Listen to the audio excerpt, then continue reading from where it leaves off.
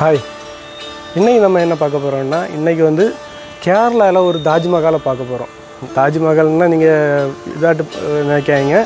இது வந்து அன்பின் அடையாளமாட்டு தன் நண்பனுக்காக இன்னொரு நண்பர் வந்து கட்டி கொடுத்துருக்கக்கூடிய ஒரு வீடு தான் நம்ம பார்க்க போகிறோம். 500 ஸ்கொயர் ஃபீட்டில் அழகாக பண்ணியிருக்கிறாங்க. ரொம்ப செலவு குறைச்சி அழகாக பண்ணியிருக்கிறாங்க.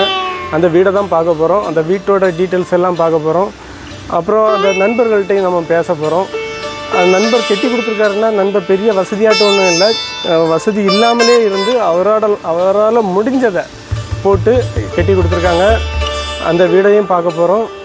வீடியோவை ஸ்கிப் பண்ணாமல் பாருங்கள். வாங்க வீடியோக்குள்ளால் போவோம். கேரளாவில் கோழிக்கோடு பாலச்சேரி பக்கத்தில் தெச்சிங்கிற கிராமத்தில் திரு அப்துல்லா என்பவருக்கு ஒரு நல்ல வீடு இல்லாமல் இருந்துச்சு. ஒரு மழை காலத்தில் தன்னுடைய பழைய பாலிய சிநேகிதன் தன்னை பார்க்குறதுக்காக தன் வீட்டுக்கு வந்தாங்க. வந்த டைமில் நனைஞ்சிட்டு இருக்கக்கூடிய தன் வீடை பார்த்துக்கிட்டு ரொம்ப மனசு இறங்கி இந்த வீடை கட்டி கொடுத்துருக்காங்க. உலகத்தில் நல்ல மனசுள்ள மக்கள் இன்னும் வாழ்கிறாங்கன்னு சொல்லிட்டு நிரூபிச்சிட்டு இருக்கிறது தான் இந்த வீடு. அதுக்கு மேலே பார்க்க போனோம்னா குறைஞ்ச பட்ஜெட்டில் செய்யக்கூடிய ஒரு மாதிரி வீடு மட்டும் தான் இந்த வீடு இருக்குது. 500 ஸ்கொயர் ஃபீட்டு தான் இந்த வீட்டோட பரப்பளவு. பாக்ஸ் டைப் கண்டெம்பரரி ஸ்டைலில் தான் இந்த வீடு ஃப்ரண்டேஜ் இருக்குது. ஃப்ளோரசன் நிறமும் ஃப்ரண்டில் போட்டிருக்கக்கூடிய ஒயிட் டைலும் இந்த வீட்டோட அழகை இன்னும் கூட்டுது. എൻ്റെ പേര് അബ്ദുള്ള, എനിക്ക് തെച്ചിലുള്ള ആളാണ്. അപ്പോൾ ഞങ്ങൾ ഇവിടുത്തെ എസ്റ്റേറ്റിലെ ടാപ്പിംഗ് തൊഴിലാളികളായിരുന്നു. എനിക്ക് കിനാരി എസ്റ്റേറ്റിലെ നവാസ് പൂനൂർ എന്ന ആളിവിടെ തേൻ വാങ്ങാൻ വന്നതാണ്, അയാളും അയാളുടെ ഭാര്യയും. അപ്പോൾ അതിനിപ്പോൾ പറഞ്ഞ് നമ്മൾ അബ്ദുള്ള അങ്ങനെ സുഖമില്ലാണ്ട് കിടക്കുകയാണ്, നമ്മളൊന്ന് പോയി കാണുക തന്നെ. അങ്ങനെ അവരെ കൂട്ടി വന്ന് ഇവിടെ വന്ന് എൻ്റെ അടുത്ത് വന്നപ്പോൾ നല്ല മഴയാണ്, ഒരു ജൂലൈ മാസമാണ്. ഈ മഴ ഇങ്ങനെ പെയ്തുകൊണ്ടിരിക്കുന്ന സമയത്ത് ഓടുമെന്നൊക്കെ വെള്ളം ഇങ്ങനെ ഒലിക്കുന്ന താഴത്ത് കൂടിയും മഴവെള്ളം കുത്തി ഒലിച്ച് വീട്ടിൻ്റെ അകത്തേക്ക് കയറി വരുന്നൊരു രൂപം വന്നപ്പോൾ നവാസ്ക ഇരുന്ന് ഒരു സീറ്റിൽ ഇരുന്ന് അനീഫാജി ഇരുന്ന് അയാളെ ഭാര്യയ്ക്ക് ഇരിക്കാൻ കഴിയുന്നില്ല, വെള്ളം ഇങ്ങനെ ഒലിച്ചിട്ട് മേലിൽ നിന്ന് ഒലിച്ച് വീണിട്ട്. അപ്പം അങ്ങനെ നിന്ന് അങ്ങനെ എന്നെ കണ്ട് പോകുമ്പോൾ എനിക്കത് 5000 ഉറുപ്പികയും തന്ന് പോയി. അബ്ദുള്ള ഞാൻ വരട്ടെടാ എന്നൊക്കെ പറഞ്ഞാൽ ഒക്കെ പ്രാർത്ഥിച്ച് ദൈവം സുക്കട് വേഗം മാറ്റി തരട്ടെ എന്നൊക്കെ പറഞ്ഞങ്ങ് പോയിട്ട് പിന്നെ 2 ദിവസം കഴിഞ്ഞപ്പോൾ എൻ്റെ വിളിക്കുന്നത്, അബ്ദുള്ള എടാ നിൻ്റെ വീട്ടിൽ ഞാൻ വന്നു പോകുന്ന ദിവസം 2 ദിവസമായി ഞാൻ ഉറങ്ങിയിട്ടില്ല. അപ്പം ഞാൻ ചോദിച്ചാൽ എന്ത് പറ്റിയ വാസ്താണ്, എൻ്റെ അവസ്ഥയും എൻ്റെ വീടിൻ്റെ അവസ്ഥയും കണ്ടിട്ട് എനിക്ക് ഉറക്കി വരുന്നുണ്ട്, ഞാനും എൻ്റെ ഭാര്യ ഉറങ്ങിയിട്ടില്ല എന്ന്. ഞാൻ പറഞ്ഞ് നിങ്ങൾ 2 ദിവസമല്ലേ ഉറങ്ങാണ്ടായുള്ളൂ, ഞാൻ വർഷങ്ങളോളായി എൻ്റെ മക്കളെയും വെച്ച് കൊടുത്തിരിക്കുന്നത്, ഞാനൊക്കെ ഉറങ്ങാണ്ട് കുറേ കാലമായി കുത്തിരിക്കുന്നുണ്ട് എന്നും പറഞ്ഞ്. അത് പറഞ്ഞ് പിന്നെ എന്നോട് പറഞ്ഞ് അബ്ദുള്ളക്ക് ഞാൻ ചെറിയൊരു വീട് സെറ്റാക്കി തന്നാൽ ലേശം പൈസ അബ്ദുള്ളൻ്റെ കുടുംബക്കാരാരെങ്കിലും സഹായിച്ചു തരുമോ, അനിയന്മാരോ ആരെങ്കിലും സഹായിക്കുമെങ്കിൽ ഞാൻ പറഞ്ഞു. நல்ல உழைக்கக்கூடிய சாலிட் முட்டை வச்சு தான் ஃப்ரண்ட் டோரை முடிச்சிருக்காங்க.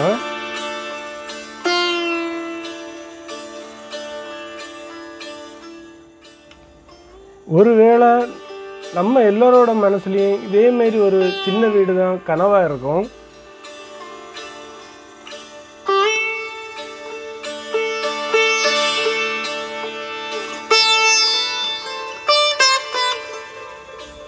நல்ல நீளம் உள்ளதும் நல்ல வசதியானதுமான ஒரு வரவேற்பறை.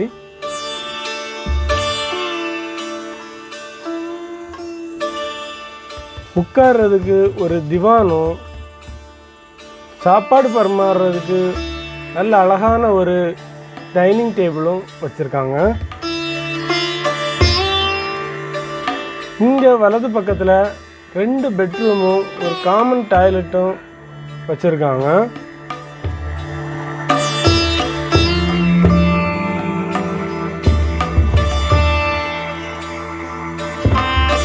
காங்கிரீட் ஜன்னல்கள் செலவு குறைக்கிறதுக்கு நல்ல ஒரு எடுத்துக்காட்டு. அதில் போட்டிருக்கக்கூடிய இரும்பு பட்டைகள் நம் கண்ணுக்கும் மனசுக்கும் எவ்வளோ ஒரு குளிர்ச்சி தருது.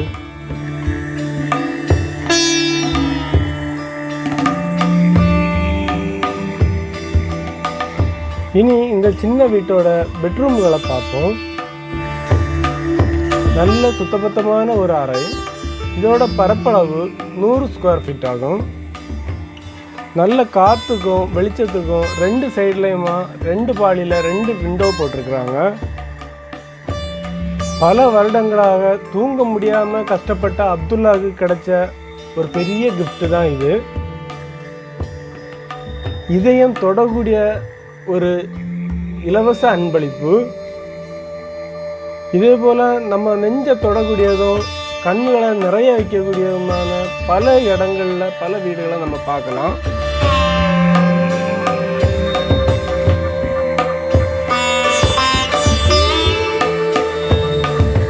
இனி 2வது பெட்ரூமை பார்ப்போம். சந்தோஷமாகும், எந்த ஒரு வீட்டையும் அழகாக்குறது. சிம்பிளிசிட்டி தான் இந்த வீட்டோட ஐஸ்வர்யம். இந்த பெட்ரூமையும் அதே போல தான் பண்ணியிருக்கிறாங்க.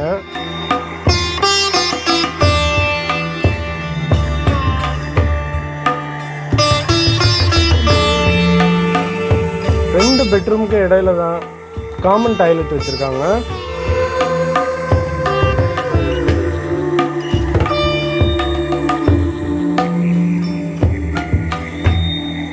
எல்லா இடங்களும் பார்த்து பார்த்து செய்திருக்காங்க.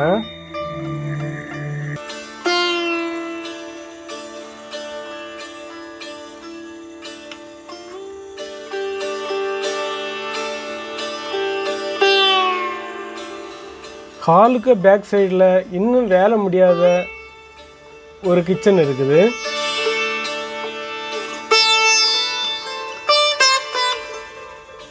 வேலை முடிஞ்சிட்டுன்னா இது ஒரு ஒண்டர்ஃபுல் கிச்சனாக மாறிடும்.